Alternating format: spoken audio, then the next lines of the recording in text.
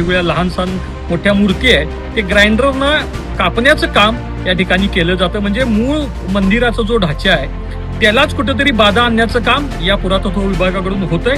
बऱ्याच गोष्टी ज्या आहेत त्या चांगल्या पद्धतीने केल्या जात नाहीत, यासाठी पुरातत्व विभागच जबाबदार आहे. गेल्या 8 दिवसात जो पाऊस पडला त्या पावसामुळे अंबाबाई मंदिरात बऱ्याच ठिकाणी गळती लागली. त्याची माहिती घेतली असता पुरातत्व खातं इथं काम करते आणि वरचं छत उकरलेलं असल्यामुळे ही गळती झाली असं त्यांच्याकडून सांगण्यात आलं.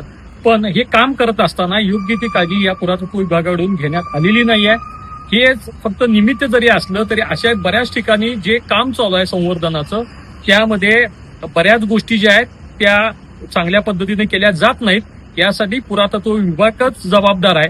त्यांच्याकडे तज्ञ अधिकारी नाहीत किंवा जे अधिकारी आहेत ते या कामावर पाहणी करण्यासाठी येत नाहीत, या कामासाठी वेळ देत नाहीत. जे कॉन्ट्रॅक्टर आहेत किंवा त्यांचे जे कामगार आहेत हे सुद्धा यातले काही तज्ञ नाहीत.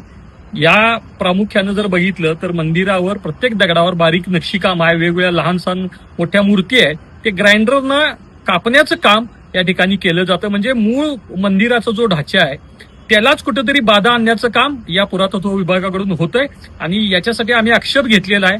लवकरच आम्ही याबद्दल पालकमंत्री आणि माननीय कलेक्टर साहेब यांच्या या गोष्टी निदर्शनास आणून या योग्य ती जबाबदारी व्यक्तीला हे देऊन हे काम पूर्णत्वाकडून चांगल्या पद्धतीने व्हावं हीच आमची अंबाबाई भक्त म्हणून अपेक्षा आहे. घराचं स्वप्न, सुरक्षित भविष्यासाठीची गुंतवणूक आणि प्लॉट घ्यायचा विचार आला की मग नाव फक्त एकच, आविष्कार. कोल्हापूरकरांच्या विश्वासाचं हक्काचं ठिकाण म्हणजे आविष्कार इन्फ्रा.